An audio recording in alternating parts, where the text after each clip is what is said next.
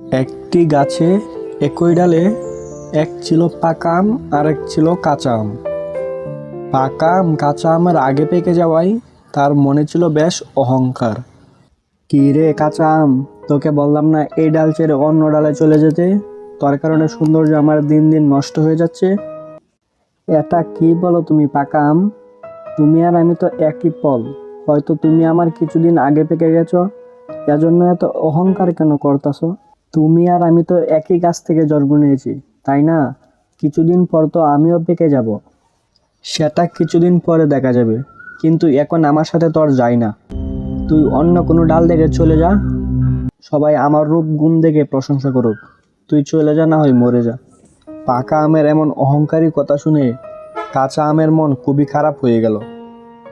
আর তখনই গাছের নিচ দিয়ে হেঁটে যাচ্ছিল একটি ছেলে, আর তার চোখে পড়লো এই পাকা আমটি।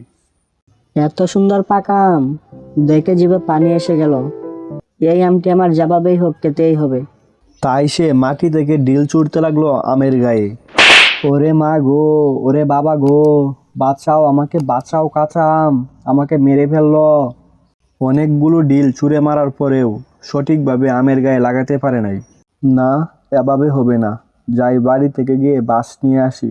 এই বলে ছেলেটি বাড়ির দিকে রওনা দিল। আর এদিক দিয়ে কাঁচা আম বলল, পাকা আম, এখন তো বুঝলে যে অহংকারের ফল কি হয়।